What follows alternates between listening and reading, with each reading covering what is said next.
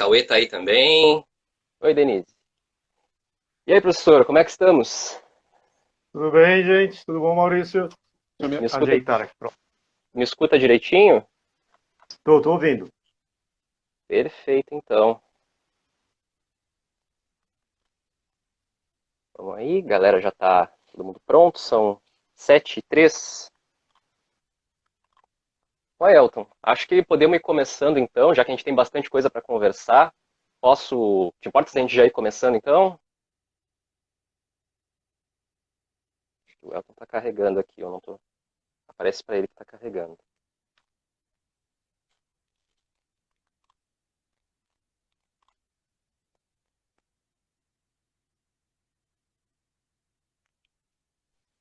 Tu deu uma travada aqui para mim, Elton. Consegue me Para ouvir mim, direitinho agora? agora voltou. Voltou certinho. Podemos começar então? Posso te apresentar aqui para o pessoal? Pode sim. Bom, gente, vamos começar então o nosso episódio sobre Inglaterra anglo-saxônica. Professor Elton, muito prazer te receber aqui conosco. Tá um Prazer é meu. prazer muito grande poder te ouvir aqui, conhecer bastante sobre a tua pesquisa, que é uma área aí que tu vem desenvolvendo já há um bom tempo, né, pelo que eu sei. Mas vou só te apresentar rapidinho. Professor Elton Oliveira de Souza Medeiros. Graduou-se em História pela Faculdade de Filosofia, Letras e Ciências Humanas da Universidade de São Paulo. Em 2006, defendeu dissertação de mestrado a respeito do poema Beowulf e sua relação histórica e literária com o mundo norte-europeu medieval. Em 2011, defendeu sua tese de doutorado na área de História Social, também na USP, voltada à análise da literatura religiosa anglo-saxônica e sua importância para a sociedade na Inglaterra dos séculos 9 e 10. Entre 2013 e 2014, fez estágio pós-doutoral de um ano na Faculdade de Humanidades e Ciências Sociais da Universidade de Winchester, na Inglaterra, com apoio da CAPES, e lá desenvolveu um projeto de pesquisa sobre a produção intelectual e literária na Alta Idade Média e suas implicações nas práticas de poder e religiosidade para a concepção do ideal de realeza cristã na Inglaterra anglo-saxônica. Tem experiência na área de história antiga, medieval e moderna, com ênfase em história e literatura medieval norte-europeia, atuando principalmente no campo da história política, história militar, crítica literária, história da religiosidade e história do esoterismo ocidental. Atualmente continua a desenvolver estudos voltados ao norte da Europa medieval e a dedicar-se à tradução de textos da época para a língua portuguesa. Atua também em grupos de pesquisa nacionais e internacionais, como o Bratair, a ICEMI e a Societas Mágica, e como professor no curso de licenciatura em História e coordenador dos cursos de licenciatura em História e Geografia no Centro da Universitário Sumaré. Desculpa ser rapidão aqui, professor, que é só para a gente não gastar muito tempo, o pessoal mais ou Claro. menos saber a tua área, para caso pode rolar um interesse de contato e coisas do tipo. Claro. Mas bom, vamos começar então, professora. Pelo tópico que a gente tinha combinado, fala para Uhum. nós aí o que é o período anglo-saxônico da história da Inglaterra, o que caracteriza esse período, no que ele se diferencia de outros períodos da história do território britânico. Enfim, comente um pouco para nós aí, por favor. Que nós chamamos aí de Inglaterra anglo-saxônica, vamos pegar aí pelos marcos cronológicos pedagógicos, né? Ficar mais fácil. Por Inglaterra anglo-saxônica, cronologicamente, a gente entende aí século V, né? Com mais ou menos por volta de 449, né? A chegada das primeiras levas invasoras, né, de anglo-saxões, jutos, né? E então aí iniciaria-se um período então da Inglaterra anglo-saxônica, ou seja, antes tínhamos a Britânia romana e a partir desse momento temos a chegada dos anglo-saxões. E aí esse período vai se estender para o último marco cronológico, que seria 1066, né, quando temos a Batalha de Hastings, e na Batalha de Hastings morre o que seria oficialmente o último rei anglo-saxão, né, Harold Godwinson, que ele morre, né, na batalha contra o Duque Guilherme da Normandia, que aí temos Guilherme o Conquistador, né, rei da Inglaterra, e aí inicia-se um período normando na Inglaterra. Então, esse intervalo de tempo, ou seja, pós período romano e pré, né, a ascensão dos normandos na Inglaterra, é o que nós chamamos aí então de cronologicamente, pedagogicamente, como Inglaterra anglo-saxônica. Uhum, perfeito. Quais seriam os marcos cronológicos desse período em especial, professor? Fora, assim, aquela coisa de quando começa, quando termina, mas teria outros marcos nesse espaço temporal aí importantes para a gente Sim. entender esse período? A gente pode pensar de uma maneira mais ampla, além, né, do marco inicial, você tem aí, por exemplo, a próprio início da cristianização da própria Inglaterra, já a partir do século VI, Uhum, né, com a missão de Santo Agostinho, quando chega ali. Então já temos um período, século V, a cristianização, depois temos também século VIII, né, sétimo e oitavo, que é uma grande ascensão do poder do reino da Nortúmbria, né? Bom, lembrando principalmente que quando a gente fala em Inglaterra desse período, é meio que uma abstração, na verdade, né? Não existe Uhum. a Inglaterra, pelo menos até o século X. Na verdade, é um grande território subdividido em vários reinos. Então, Uhum. século VII, século VIII, temos aí a Nortúmbria como uma grande força, né? Tem até o renascimento nortumbriano, que vai Uhum. dar, entre outros frutos, por exemplo, o Beda Venerável, né? Com a sua história eclesiástica, né? A história eclesiástica dos povos ingleses. Temos também depois, talvez, acho que o mais famoso, né? Um período a partir do século VIII também, que casa a Inglaterra, a história da Inglaterra anglo-saxônica com a história da chamada Era Viking, que Uhum. aí começam, né, as levas invasoras de vikings chegando na Inglaterra, que começa no século VIII, no caso da história inglesa, e vai se arrastar até também, né, o mesmo ano de 1066, quando você tem também, né, a Batalha de Stamford Bridge, quando o mesmo Rei Harald da Inglaterra, né, ele derrota, né, o rei da Noruega. E no meio disso temos, eu acho que podemos colocar outros marcos importantes. Por exemplo, bom, já que estamos falando de vikings, né, o próprio rei Alfred. Então, Uhum. 871, a ascensão do rei Alfred, que se torna aí a grande resistência contra as levas invasoras. E eu ressaltaria também como um marco aí 937, que é a Batalha de Brunanburh, que Uhum. é liderada pelo neto, né, do rei Alfred, o rei Athelstan, que é a grande vitória que ele tem contra uma leva invasora diria, da Escócia, vikings da Irlanda, e que podemos considerar esse momento como, aí sim, o surgimento da Inglaterra enquanto um reino, né, por Uhum. volta da primeira metade do século X. Então, o que antes eram vários reinos, chegamos com Athelstan e aí temos, aí sim, o reino da Inglaterra. Acho que, Uhum. rapidamente, assim, como marcos cronológicos, eu ressaltaria esse. Uhum.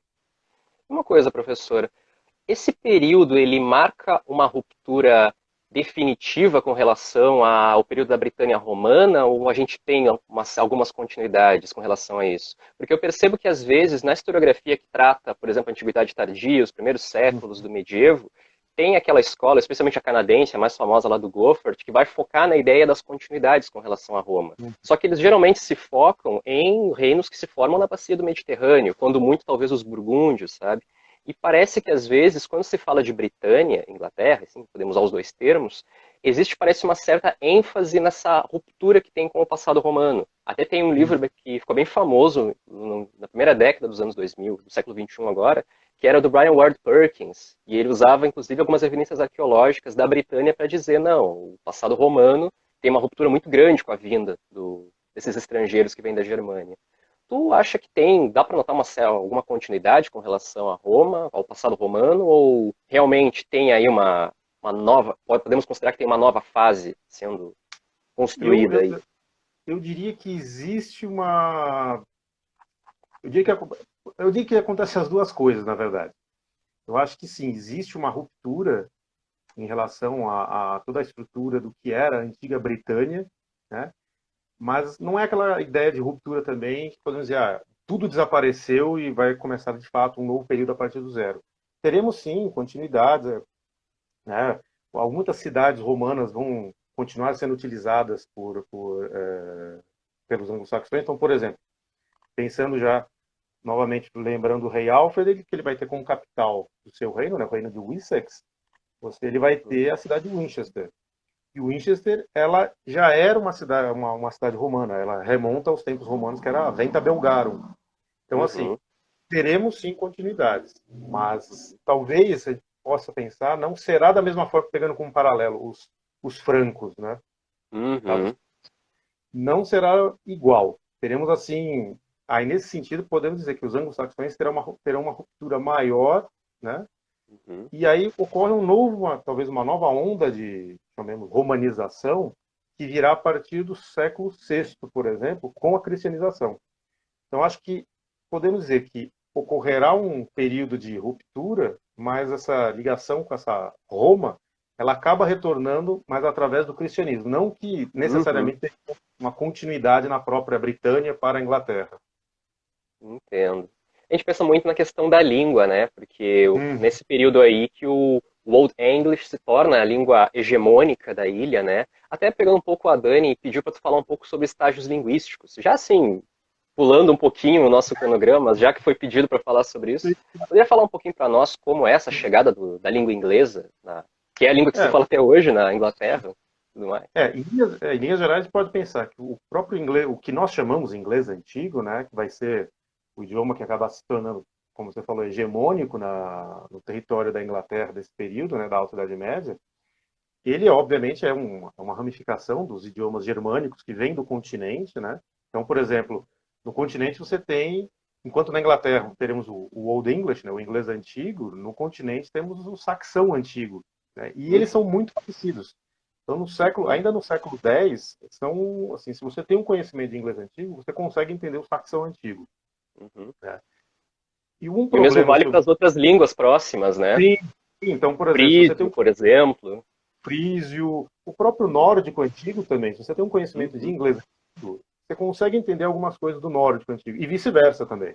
Você consegue. Existem algumas similaridades. Uhum. Agora, o inglês antigo, então, ele tem por base essa raiz germânica, porém, na Inglaterra, ele vai. Aí sim podemos falar uma continuidade. Ele vai absorver muitos elementos que vêm do latim, por exemplo. Tá? Uhum. Então, assim, e o próprio inglês antigo ele vai se tornar digamos assim, novamente, inglês antigo é um termo amplo para falar de um conjunto de dialetos que se fala. Então, Uhum. o inglês antigo da Nortúmbria não era exatamente o mesmo de Wessex, que Uhum. acaba se popularizando um modelo de inglês antigo, que é o inglês antigo do Sul, porque você tem Uhum. uma quantidade de fontes muito maior, né, escritas, né, do idioma do inglês antigo do Sul do que de outras regiões. Agora, pensando numa cronologia do idioma, temos o inglês antigo. Então, do inglês antigo, a partir aí do século XI, ocorre uma transformação para o que vamos chamar já o inglês médio, né, o Middle English.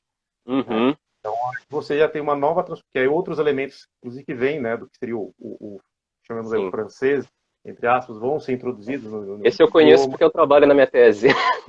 Então, é verdade, exatamente. Então, o Middle English, ele vai ser, Uhum. então, uma cria, vamos chamar assim, do inglês antigo. E Uhum. do English, já lá no período, já na Renascença, né, aí vai se desenvolver, já podemos falar de Shakespeare, com o nascimento do que será o inglês moderno, seria Uhum. o inglês que temos aí até os dias de hoje. Uhum. Interessante perceber também que o inglês antigo, ele tinha uma sintática completamente diferente, né? Tanto que Sim, pro leitor de inglês moderno, tu lê, por exemplo, o Chaucer, uma coisa mais assim, século XIV, por exemplo, a ordem das palavras lembra muito mais a ordem do inglês moderno, sabe? A estrutura da sim. frase lembra muito mais. Ao contrário do inglês, do Old English, no caso, tem a questão sintática, é bem diferente, sabe? E Isso é que dá um trabalho para aprender também, né? o inglês antigo, para o leitor moderno, que ele não tem se você entregar para alguém, tem um conhecimento de inglês e sem falar nada entregar um inglês antigo, provavelmente ele vai pensar que ou é holandês ou alemão. Ou melhor, um Uhum. tipo esquisito de Uhum. alemão ou um Sim, holandês por causa das letras diferentes. Mas sim. de fato, assim, para quem vai querer se ingressar aí para começar a aprender o inglês antigo, primeiro, obviamente, ter um conhecimento já de inglês, né, o inglês moderno, Uhum. mas eu recomendaria bastante ter pelo menos um nível básico de alemão, porque vai Uhum. ajudar muito a compreender Sim. justamente isso que você falou. A ordem, a construção das sentenças, das frases, é muito Uhum. mais próximo do alemão moderno do que às vezes do próprio inglês. Sim, sim. E essa influência do alemão, inclusive, me ajuda até com o inglês médio, porque tem muita Sim. palavra que tem radical muito parecido com o do alemão moderno. Então, vê que mesmo sendo um estágio já muito próximo do francês, com influência muito forte do Ainda francês do tem. norte, que vai vir com os normandos, os plantagenetas, essa influência lá da Germânia ainda está bastante forte, né? Sim, com certeza, com certeza. Professor, uma questão sobre historiografia, para a gente ir tocando esse primeiro bloco do nosso debate. Esse período anglo-saxão ele é muito chamado, especialmente nos livros de não historiadores, como Dark Ages, Idade das Hum, Trevas, sabe? Então, fica meio que subentendido como se, no imaginário popular, de maneira geral, quando se trata de história da Inglaterra medieval, existe uma Idade das Trevas, que é essa que vai do, mais ou menos, pegando umas cronologias bem básicas, 410, quando sairiam supostamente as legiões romanas, até Guilherme o Conquistador, e depois tu tem o período medieval de fato, que aí tem Carta Magna, Ricardo Coração de Leão, João Sem Terra, Guerra dos 100 Anos e por aí vai, né? E a minha pergunta é, existiu em algum momento, isso é fruto de algum processo historiográfico, essa depreciação do período anglo-saxônico? Eu diria que ele faz parte do mesmo desenvolvimento historiográfico, que aí, aqui mesmo, né, nas lives aqui já foi debatido e tudo mais, e que muita gente vê isso também no curso de História Medieval, que é essa construção, né, do conceito de Idade Média, essa construção que remonta ao Renascimento, reforçado pelo Iluminismo, né, toda aquela ideia de era das Trevas e tudo mais, etc. Então eu acho que essa ideia de uma Dark Ages, pegando o que seria aí uma antiguidade tardia e a própria Alta Idade Média, faz parte dessa construção, sim, desse imaginário sobre uma era das trevas, etc. Então, eu diria que a Dark Ages é a ideia de que temos a Idade Média, e aí temos... Não, mas a Idade Média como um todo não foi assim tão sombria. Então temos a Idade Média e temos uma Dark Age, ou seja, Uhum, uma mini era das trevas, uma trevinha, uhum, que fica ali no comecinho sim. da Idade Média. E sim, isso faz parte de uma depreciação, por exemplo, século XIX, novamente voltamos, né, ao século Uhum. XIX, né, Toda hora a gente volta pro 19. como eu costumo falar, né, é o maldito século XIX, né, ele Uhum, tem, na Inglaterra, há uma relação, chamemos aí de um amor e ódio dessa Inglaterra vitoriana com esse passado anglo-saxão. Então, uhum, por vezes, você vai ter uma supervalorização, por exemplo, de elementos clássicos, né, remontando a antiguidade clássica, e elementos que remontam já à ideia de Inglaterra, pensando normandos, né, 1066 em diante. uhum, E esse período anglo-saxão, muitas vezes, acaba sendo tratado como um período de barbárie. Não, é o tempo que os uhum, bárbaros chegaram na Inglaterra. Então, foram anglo-saxões, eles, são tribos bárbaras que chegaram na Inglaterra e desconstruíram a Britânia romana. Então, é meio que um reflexo dessa construção tradicional. Mas temos também, ao mesmo tempo, como eu falei, amor e ódio. Temos alguns elementos desse mundo anglo-saxônico que acaba sendo valorizado pela Inglaterra vitoriana. Então, por exemplo, tem um monumento, acho que fica no sul mesmo da Inglaterra, que na época, foi bem na virada do século, houve toda uma tentativa pela uma cidade, comunidade local, de, de provar uma ligação genealógica direta e clara da Rainha Vitória com o rei Athelstan, uhum, demonstrando que Athelstan era um ancestral legítimo da Rainha uhum, Vitória, assim, que remontaria ao próprio rei Alfred. E nessa mesma época, até a franco-maçonaria inglesa tentando fazer um vínculo de que Athelstan seria um protótipo ou seria um ancestral maçônico por causa da pedra que ele tinha, onde ele foi coroado. Então, toda uma apropriação simbólica da franco-maçonaria inglesa para dizer, não, Athelstan também já era maçom. Maçom antes da uhum, maçonaria chegar na própria Inglaterra. Então, uhum. temos, por um lado, essa depreciação, mas, por outro lado, existem alguns pontos assim que acabam sendo valorizados pela historiografia inglesa da época. Entendo. Eu tenho a impressão, professor, porque eu tenho pesquisado bastante essa questão do Medieval Revival durante o fim do 18 e 19, que o passado anglo-saxônico ele se torna mais forte no meio, tanto no meio acadêmico quanto no imaginário popular inglês, mais ao fim da era vitoriana. Tipo, Uhum. caminhando já na segunda metade, porque na primeira tu ainda tem muito forte aquela influência do Walter Scott, do Ivanhoe, sabe, dos Sim, poemas dele, sabe? Mais aquela Idade Média do Cavaleiro, sabe? Dos exato. pré-rafaelitas. Aquela coisa mais clichêzona, quase que Disney, sabe? E aí E aí, depois é que vai porque entrar aí, os saxões com mais força. e aí quando por exemplo, esse público está encantado com Ivan Ioé, com tudo isso, ele vai buscar um pouco mais para trás, ele se frustra, porque não tem cavaleiros, né, não tem aquela indumentária toda que vai aparecer em Ivan Uhum, Ioé, não tem, né, toda aquela, digamos, aquela área heróica, até pegando já um pouco na sua área, daquela uma figura como o Ricardo Coração de Leão, o Rei uhum, Cavaleiro, não tem. De repente você tem, na verdade, uma Inglaterra que ainda não existe, que está ali fragmentada, vikings uhum, atacando, né? uhum, Então, assim, para esse tipo de público naquela época, causava um certo desencantamento. Daí eles valorizarem um ou outro ponto específico, como por exemplo o rei Alfred. Então você tem, exatamente como você falou, final, né, do século XIX, peças teatrais dedicadas ao rei Alfred, por exemplo. Uhum. Bom, pegando o próprio Churchill, quando vai escrever, né, a obra dele lá, a história dos povos ingleses, ele Uhum. põe lá que os primórdios, né, a aurora da Marinha Britânica são os barcos que o rei Alfred constrói para enfrentar os vikings. Então tem Uhum. esse, essa rememoração de alguns pontos específicos, mas como você falou, até meados do século XIX, o mundo anglo-saxão é visto como literalmente uma era de trevas e barbárie. E aí, mais Uhum. para o final, virada do século, aí começa a ocorrer de fato uma nova valorização. Uhum. Tem uma pergunta aqui de um colega, o nome do perfil é Medjev Castanho, e ele pergunta: o peso da tese da civilização feudal tem algo nesse jogo historiográfico inglês? Eu confesso que eu não entendi bem a pergunta, assim, se o colega quiser Peso escrever da, novamente. o peso da. O peso da tese da civilização feudal tem algo nesse jogo historiográfico inglês? Não Bom, sei eu se eu diria entendi que corretamente, vou tentar traduzir. sim. Se a ideia do feudalismo, essa ideia de feudalismo tradicional, ela tem alguma validade para pensar sociedade inglesa medieval? Olha, o tema, né, feudalismo, que por si só já é super polêmico, Uhum, no que diz respeito à Inglaterra anglo-saxônica, é meio que é um tema que praticamente não aparece. uhum, Absolutamente não, assim. Eu, particularmente, inclusive, eu nunca vi nenhum pesquisador que tentasse trabalhar com algum tipo de viés, de alguma abordagem vinculada ao uhum, feudalismo com a Inglaterra anglo-saxônica. uhum, Quando surge, digamos assim, quando surge o tema feudalismo dentro, né, da Inglaterra, a partir de Guilherme Conquistador. Aí sim uhum, temos aí debates e tudo mais, a questão do feudalismo, os normandos levaram essas estruturas supostamente uhum, feudais para lá, etc.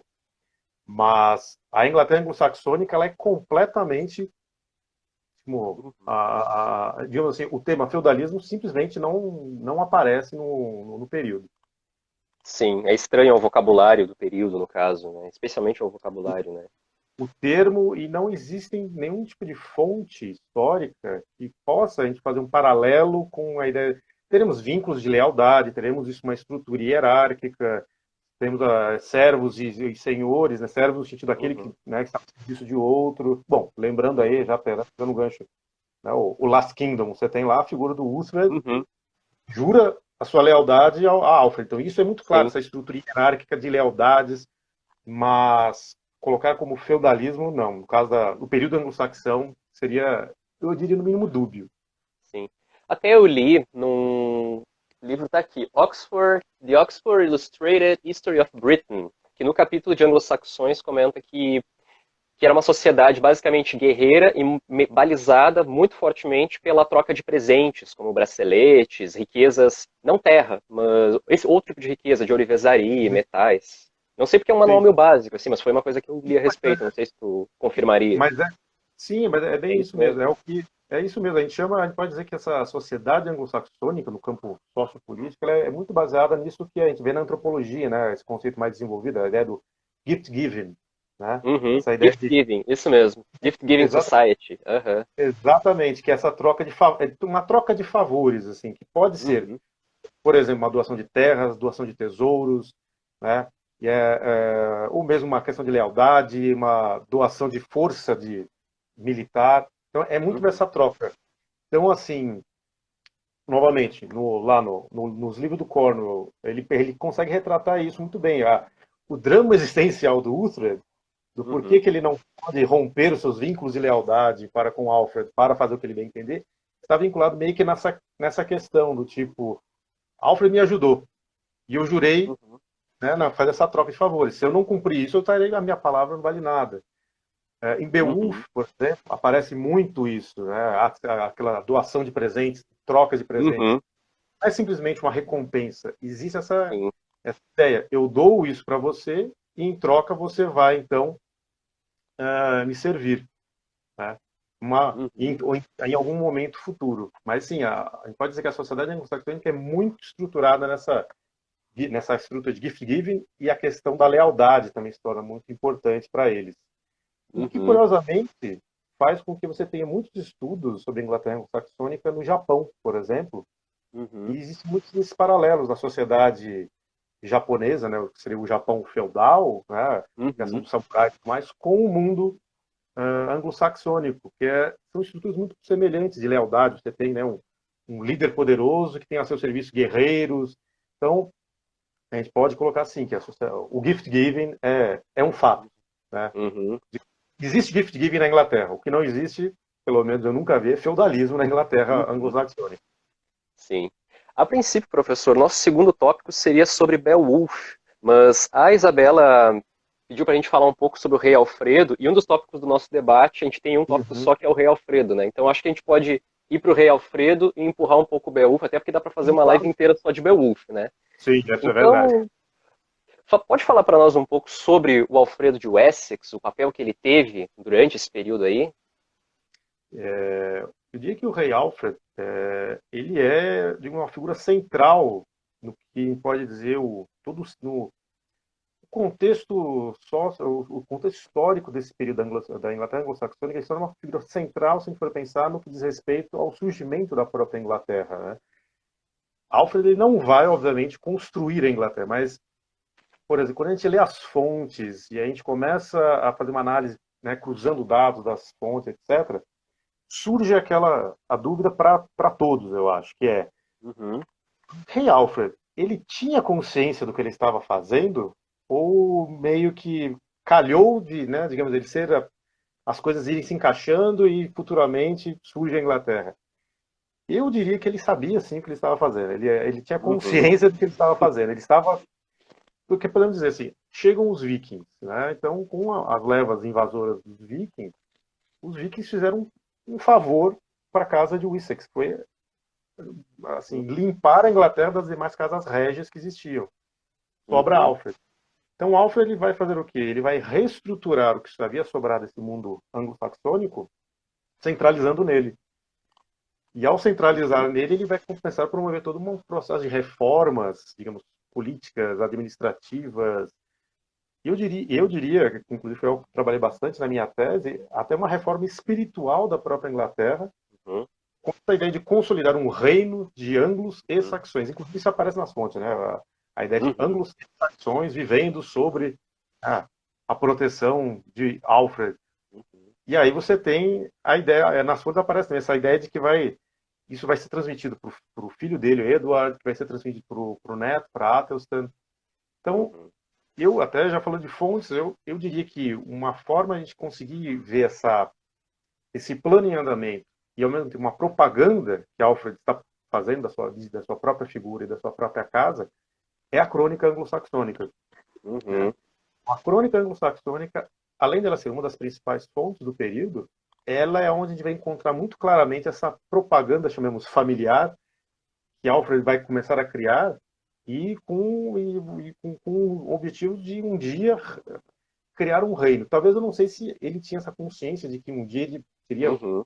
bem sucedido nesse plano, mas é um plano a longo prazo. Daí, inclusive, eu chamaram esse período de período alfrediano. Começa com Alfred e Uhum. vai acessando o seu filho, o seu neto e em diante, porque com um olhar externo de historiador, parece mesmo que havia digamos assim, um plano de Alfred, assim, eu vou construir uma Inglaterra. Não sei como nem Uhum. como, mas a ideia é essa. É quase, assim, com as devidas ressalvas, quase um destino manifesto anglo-saxão. Ah, que vai dar muita margem para discurso nacionalista mais para frente, né? A Sim, ideia da a Inglaterra primordial, o pai dos ingleses, coisa que a gente vai ver, por exemplo, na Alemanha com o Armínios, por exemplo, sabe? sim, sim, muito isso. Não é à toa, então, que você tem a figura do Alfred essa segunda metade do século XIX, sendo uma das figuras do período Uhum. muito valorizadas, Uhum. como visto como fundador da monarquia, ou melhor, fundador da casa real inglesa. Inclusive, a ideia de ver a Rainha Vitória como descendente direta do rei Alfred. E Uhum. você tem movimentos nacionalistas, por exemplo, do sul da Inglaterra, inclusive na atualidade, que Uhum. queriam criar um movimento nacionalista de Wessex, reconstituir. Uhum. o Wessex. Acho que, se não me engano, foi na mesma época das eleições, do plebiscito na Escócia, né, de dependência ou não da Escócia. Tinha um grupo de malucos que eles queriam fazer um plebiscito na região de Wessex para libertar o reino de Wessex da Inglaterra e voltar a ser, e Sim. voltaram com a bandeira e tudo mais, Libertar o aonde último reino. libertar literalmente o último reino. Eles estavam querendo fazer de novo. Então, Uma curiosidade, faz. professor. É comum a gente ver em alguns, especialmente na Enciclopédia Britânica, do primeiro rei da Inglaterra ser Egbert e não Alfred. Só que Alfred é muito mais famoso do que o Egbert quando se fala desse período aí. Você teria alguma resposta do porquê essa associação com o Egbert? Ele teve algum papel nisso? É convenção? O que tu diria a Eu acho que respeito? é mais pela convenção. Eu acho que é mais pela convenção. E mesmo porque a própria ideia de Alfred, a gente pode colocar assim, Alfred o Grande. Alfred o Grande, obviamente, é um título posterior à própria figura dele, ao próprio tempo dele. Mas podemos dizer que no período dele, né, pensando no Alfred, ele não necessariamente ele vai ser visto com essa grandiosidade que posteriormente vai ser visto. Então a gente pode pegar mais como uma convenção e Alfred sendo um, quem está ali no meio, assim, né? Bom, já que existem comparações, a ideia, né, de Alfred ser uma versão de bolso de Carlos Magno, né, Uhum. é quase uma comparação. A ideia você tem lá, né, no caso dos francos, Clovis e depois o próprio Pepino Breve e depois vem a figura de Carlos Magno. Então quase como uma algo semelhante nesse sentido. Uhum. Não veio do nada, assim, teve ali um, dois que vieram antes naquele processo. É, Como se fosse então uma escadinha, assim.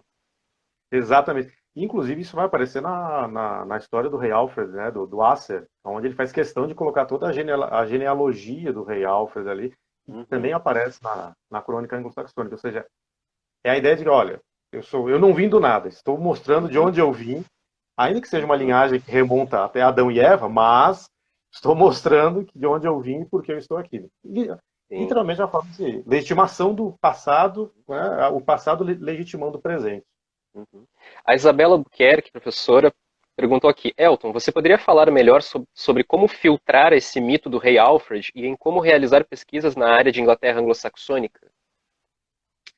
Eu acho que uma das melhores formas é você trabalhar bom, primeiramente com as próprias fontes da época. Então, as traduções que são atribuídas ao próprio rei Alfred, né, como a tradução da Regula Pastoralis, a tradução do Boécio, que foi feito que foi feito também para o inglês antigo, a crônica anglo-saxônica, e tendo claramente isso, que a crônica, que todos esses livros eles têm um teor de propaganda pessoal do rei Alfred. Então, assim, é uma forma de você analisar essas fontes, tendo em mente que existe ali uma propaganda. E como Uhum. bibliografia, para quem se interessa, eu recomendaria o livro do Richard Abel, né, que Uhum. é o Alfredo Grande. Né? Richard Abel ele faz uma pesquisa muito detalhada sobre o rei Alfred, inclusive quando no livro dele ele escreve que ele visitou os locais, ele foi até os locais das batalhas e tudo mais. Então, para quem quer começar a estudar um rei Alfred, desmistificando essa figura, eu acho Uhum. que as próprias fontes, tendo esse cuidado, e eu recomendaria como leitura inicial o livro do Richard Abel, o Alfred the Great. Eu acho que é um Uhum. primeiro passo para se trabalhar nesse sentido. Sim. Aqui a Roberta, do FPR, fez meio comentário e termina com uma pergunta. No século XIII é feito um hall chamado Os Nove da Fama, e nela tem a figura do rei Arthur. O Alfred tem algo assim? Não, acho que o máximo que vão tentar com o rei Alfred vai ser na própria Idade Média, né, ali ainda próximo do período, que vão tentar santificar, né, vão tentar beatificar o rei Alfred. Uhum. E queriam transformar Alfred em santo, Uhum. e não vingou, né? Uhum. Mas era a ideia de transformá-lo em santo, porque ele, né, lutou em nome de Deus no combate aos pagãos e tudo mais, mas não tem. Inclusive, talvez essa seja um dos poucos indícios de um reconhecimento à figura do rei Alfred na própria Idade Média. Porque depois, só lá no século XVI é que temos essa ideia, Alfred o Grande. Né? Uhum. Fosse de repente, né, a partir do século XVI, remontam-se à Idade Média e encontram o rei Alfred ali. Claro, mas o rei Alfred, de fato, ele era importante. Quem era mais importante nessa visão contemporânea ao mundo medieval era o Athelstan. O neto dele vai ser visto Uhum. com muita importância. Né? Sim. Agora, o próprio Alfred, não. O próprio Alfred ele ficará meio que nas sombras, pelo menos aí até o século XVI. É. Até nas fontes que eu estudo, por exemplo, professor, que eu estudo muita coisa em Middle English, daquele corpus literário que hoje não se usa mais o termo, mas foi chamado durante muito tempo de Matter of England, que seria uma matéria literária tratando de temas do folclore inglês, especialmente, sabe? Surge ali entre 1300 e 1500, mais ou menos, tudo em inglês médio, obviamente, e tu tem ali algumas histórias como Havelock o dinamarquês, sabe? Tu tem Hervard o vigilante, algumas coisas nesse tipo aí. E realmente, o rei Alfredo não está presente em nada, mas tem o Ethelstan, sabe? Sim. Sabe? Então, agora tu falou essa questão que é só no 16 que ele vai ser, que vai ter esse reborn do Alfredo, até na minha pesquisa eu vejo isso também, sabe? Que é quando ele passa a ser chamado Alfred the Great, né? Alfred o Uhum, Grande, de repente. Aí as pessoas vão às fontes, por exemplo, e falam, mas em nenhum momento ele é chamado o Grande, ele é Alfred Wessex, né? uhum, Ponto. E aí no século XVI surge Alfred o Grande, e aí começa a se construir a mitologia em torno do próprio Alfred. uhum. O episódio que ele queima os bolos, por exemplo, né? O episódio dos pães, dos bolos que ele queima, quando ele Uhum, está, né, em Atherley, lá nos pântanos de Somerset, que ele uhum, também, né, teve, né, a revelações, né, de São é o santo da Nortúmbria, esqueci o nome dele, me fugiu o nome dele agora, que ele tem a visão, uhum, inclusive que aparece acho que no livro do Bernard Cornwell, falando, olha, eu tive, uhum, digam que eu tive uma visão, mas o senhor teve a visão? Não tive, não tive visão nenhuma. Mas essa construção mítica uhum. do Rei Alfred é bem posterior mesmo. Sim. Se bem Professor, que dos bolos aparece no Acer. Né? uhum, E até vale um rápido comentário que muita gente começa a se interessar e vai estudar sobre o Rei Alfred e toma a vida do Rei Alfred, do Acer, para ler. E é curioso que na vida do Acer, na obra do Acer, Alfred ele é descrito assim, com modelos bíblicos, que ele é super piedoso, modelo uhum, salomônico de rei, que obviamente é a cópia de um formato franco, né? E numa última entrevista que eu vi da professora Bárbara York, né, que é especialista no tema, na área, ela falou que talvez a vida do rei Alfred Asser foi a biografia que Alfred nunca quis ter feito, ou melhor, que nunca quis que fosse realizada. Ah, uhum, se você quer saber o que Alfred gostaria que as pessoas lembrassem dele, procure a crônica anglo-saxônica, as traduções ditas atribuídas a ele, não uhum, na obra do Asser. Que a obra do Asser seria uma obra que seria uma biografia não autorizada que está uhum, retratando ele como um rei santo, né? Um rei piedoso, sendo que ele não era, ele era um rei anglo-saxão de uma família tradicional, guerreira e etc. uhum, Então fica esse alerta para quem se interessar que o Acer, o rei Alfredo Acer, ele é o rei piedoso, né? Ele é o uhum, rei, enquanto que o Alfred que Alfred gostaria de representar está nas outras fontes dele. Então uhum. já é um primeiro princípio do mito do rei Alfred, do próprio Sim, período dele. sim. Uma colega aqui fez uma pergunta que pega bem isso que a gente está falando do rei Alfredo e da questão da historiografia, né? Por que essa figura de O Grande se estrutura no século XVI?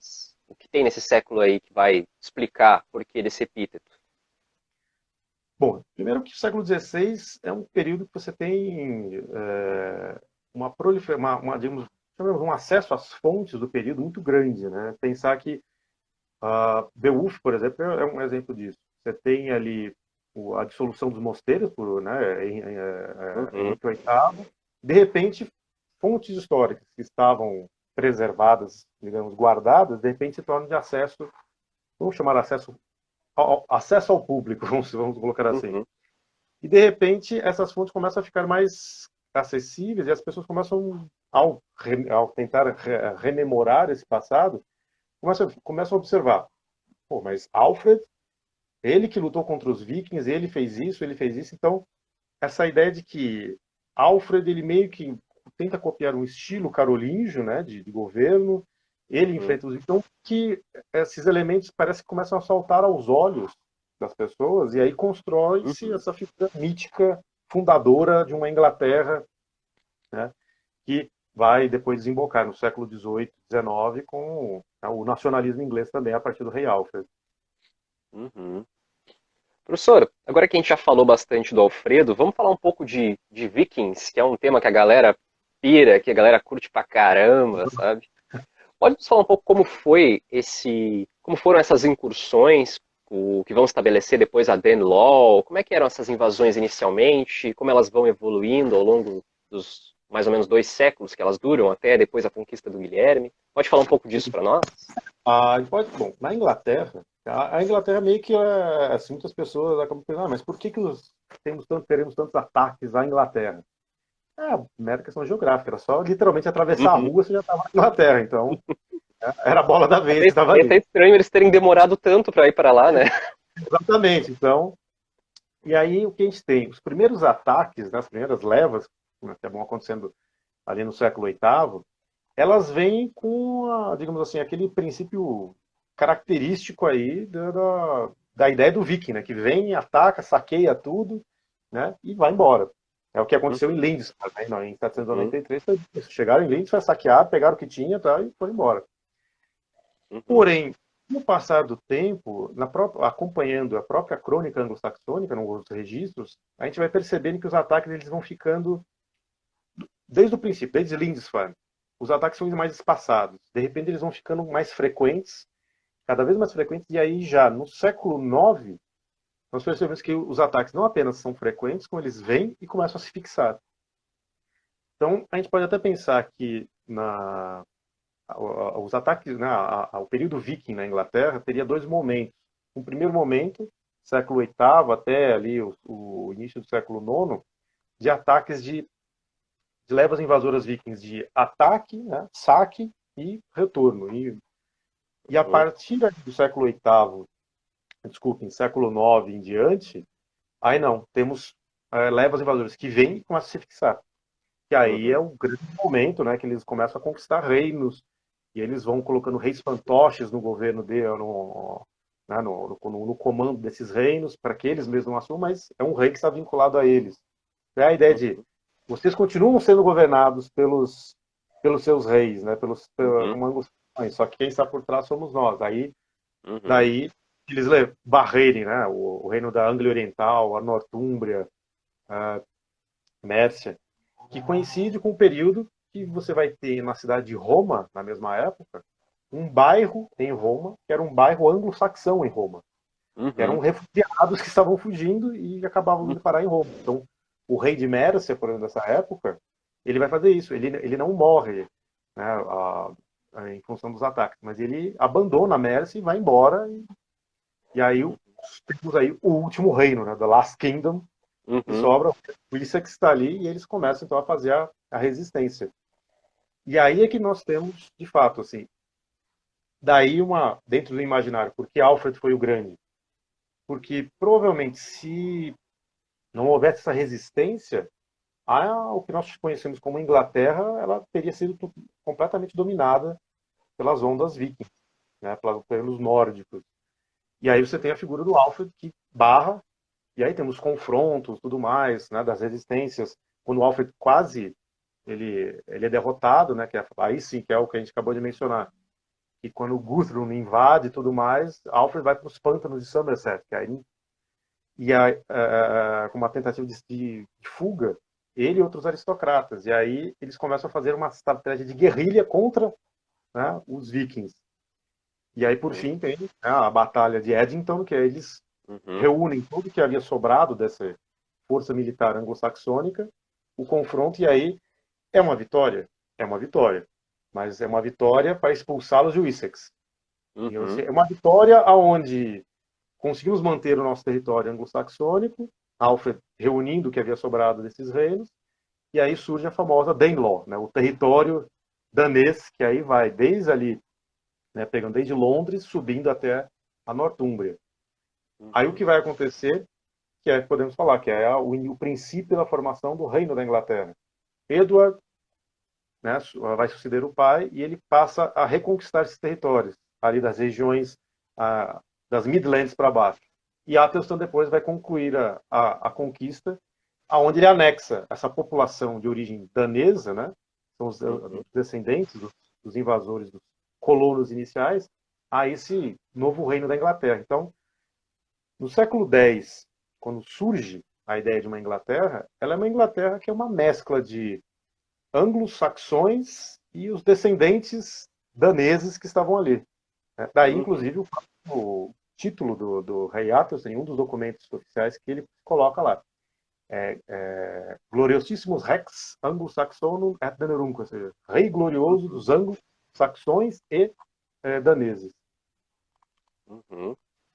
E, professor, uma coisa que me vem em mente agora, essa resistência que vai ser capitaneada pelo Alfredo e que vai ser continuada pelos seus descendentes, teve alguma reforma do ponto de vista militar, de recrutamento, armamento, sei lá, mudança na maneira como eles se organizavam para as batalhas, que permitiu a eles fazer essa resistência e que talvez outros reinos não tenham conseguido fazer a tempo? Não, vai ter sim, inclusive é um dos elementos importantes do que a gente pode chamar das reformas alfredianas, né? É a reforma militar, né? Que é onde, até aquele momento, né, pegando aí a ascensão do Alfred ao trono em 871, você tem uma Inglaterra, não, uma Inglaterra anglo e saxônica, aonde você tem digamos, o exército, não existe uma ideia de um exército regular.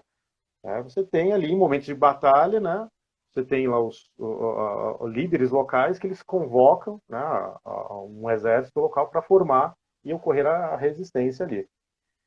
O que vai acontecer a partir de Alfred é de que Alfred vai, podemos dizer, institucionalizar uma ideia de um exército regular, um exército fixo. É um primeiro ponto.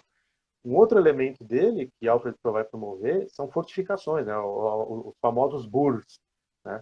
São cidades fortificadas, cidades muradas. E a ideia é o quê? Vem os vikings. Os vikings chegaram, né? Dá um alerta, todo mundo que está no campo ali corre para dentro da cidade, se tranca, e aí os vikings ficam ali esperando para ver o que vai acontecer e ninguém sai. Ou seja, Alfred ele vai e esses burhs que ele espalha, se torna uma rede de comunicação também. Então, Alfred tem esse mérito também de construir, promover uma reforma militar que vai conseguir criar uma rede de comunicações, uma rede estratégica muito forte na resistência a novos ataques após aí após a trégua com Gudrun, quando se forja, né, a Danelaw. A partir desse momento ele vai consolidar digamos, uma estrutura que aí depois o filho dele, o neto dele vão se utilizar disso para servir de trampolim para reconquistar esses territórios. Aí até a conclusão, né, e formar a Inglaterra. Sim. Teve um colega aqui que fez uma pergunta bem nesse tópico que a gente está falando. Melo Veiga perguntou: há relações entre o projeto de expansão territorial do Império Carolíngio e a frente de resistência saxônica do rei Alfred? Supõe-se que Alfred ele tenha tido duas grandes inspirações para fazer essa reforma militar, né, principalmente a respeito das fortificações. Uma supostamente teria sido copiado mesmo dos carolíngios. Né, que ele teria visto como eles estavam lidando com o assédio dos vikings e ele percebeu que estava dando certo ali e usa lá.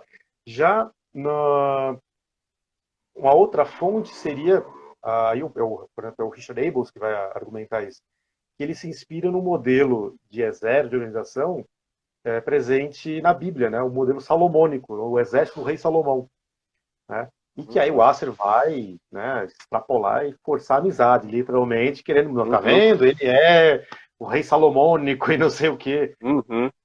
Dizer que teriam uma inspiração canônica, que seria o exército, né, e a administração salomônica, e uma outra ele se inspirando mesmo no modelo que vinha do continente.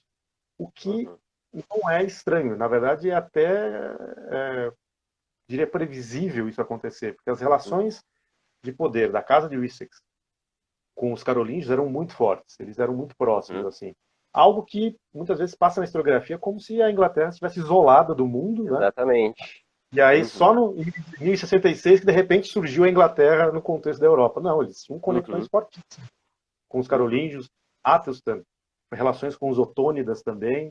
Então, a Uhum. Inglaterra, o sul da Inglaterra, pelo menos, estava em constante contato com o continente. Então, não Uhum. seria estranhar eles copiarem um sistema defensivo também.